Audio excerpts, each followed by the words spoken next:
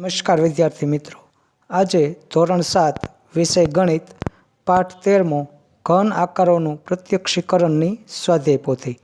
તો ચાલો ફટાફટ શરૂ કરીએ। પ્રશ્ન 1, યોગ્ય વિકલ્પ પસંદ કરો। તેનો 1, પિરામિડના બધા ફલક હંમેશા કેવા હોય છે? જવાબ છે ડી, ઉપર પૈકી એક પણ નહીં। 2, નીચે પૈકી કયો ત્રિપરિમાણીય આકાર છે? જવાબ છે બી, ગોલક। પ્રશ્ન 3, નળાકારમાં કુલ કેટલી ધાર હોય છે? જવાબ છે એ, 0। 4, જે ઘનાકારના સામસામેના બે ફલક એકરૂપ હોય અને અન્ય ફલક સમાંતર બાજુ ચતુષ્કોણ હોય એવો ઘનાકાર કયો? જવાબ છે એ, પ્રિઝમ। 5મું, એક શિરોબિંદુ, એક વક્ર સપાટી અને એક વર્તુળાકાર ફલક ધરાવતા ઘનાકારને શું કહે છે? જવાબ છે એ, શંકુ। પ્રશ્ન 6, નીચે આપેલ ઘનાકારનું નામ શું છે? તો જવાબ છે બી, ચતુષ્કોણી પિરામિડ। પ્રશ્ન 7, જ્યારે સમઘનની કોઈ એક ઊભી ધાર પર ટોર્ચનો પ્રકાશ ફેંકવામાં આવે છે ત્યારે મળતા પડછાયાનો આકાર કયો હોય? જવાબ બી, લંબચોરસ, પરંતુ ચોરસ નહીં। પ્રશ્ન 2, ખાલી જગ્યા પૂરો। 8મો, લંબઘનના પાસેના બે ફલકના સામાન્ય ભાગને ધાર કહેવાય। 9, ઘનાકાર ત્રિપરિમાણીય આકારનો ધાર વડે સમાવતી સમતલ સપાટીને ફલક કહે છે। 10, ઘનાકારના ખૂણાઓને શિરોબિંદુઓ કહેવાય। 11, ત્રિકોણીય પિરામિડને 4 ફલક, 6 ધાર અને 4 શિરોબિંદુ હોય। 12, ત્રિકોણીય પ્રિઝમમાં 5 ફલક હોય છે, જે પૈકી 3 ફલક લંબચોરસ અને 2 ફલક ત્રિકોણ હોય છે। 13, લંબઘનનો દરેક ફલક લંબચોરસ હોય છે। 14, લંબઘન એ ચતુષ્કોણીય પ્રિઝમ છે।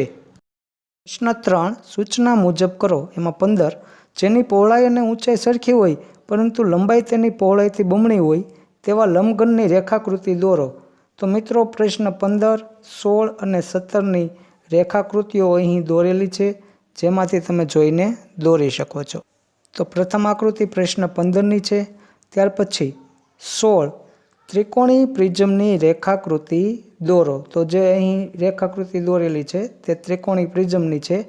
પછી 17, ત્રિકોણીય પિરામિડની રેખાકૃતિ દોરો। પ્રશ્ન 18, નીચે આપેલી રેખાકૃતિ વડે સમઘન રચી શકાય છે, તો તે પરથી નીચેના પ્રશ્નોના જવાબ આપો। તો મિત્રો, અહીં આપેલી આકૃતિ પરથી જે પહેલો પ્રશ્ન છે, એન સાથે કઈ ધાર જોડાશે? તો એનો જવાબ છે એચ, જી।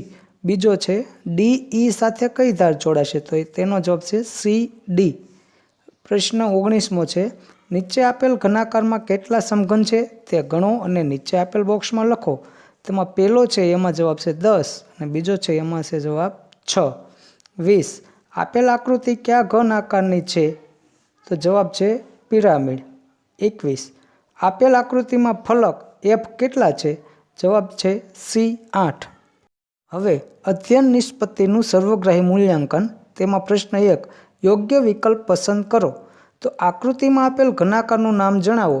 જવાબ સી, ત્રિકોણીય પ્રિઝમ। બીજું, એક જ શિરોબિંદુ ધરાવતો નળાકાર કયો છે? જવાબ સી, શંકુ। ત્રીજું, 4 સેમી બાજુનું માપ ધરાવતા 3 સમઘનને પાસે પાસે ગોઠવીને મૂકતા બનતા ઘનાકારનું માપ શું થાય? તો જવાબ છે એ। નીચે પૈકી કયા ઘનાકારનો ઉપરનો, બાજુનો અને સામેનો દેખાવ ત્રિકોણ છે? તો જવાબ છે સી। હવે પ્રશ્ન 2, ખાલી જગ્યા પૂરો। એમાં 5મું, એક પણ શિરોબિંદુ ન ધરાવતો ઘનાકાર એટલે ગોલક। 6, એક ત્રિકોણીય પ્રિઝમમાં 5 ફલક, 9 ધાર અને 6 શિરોબિંદુ હોય છે। 7, ત્રિકોણીય પિરામિડના પાયા ત્રિકોણ હોય છે।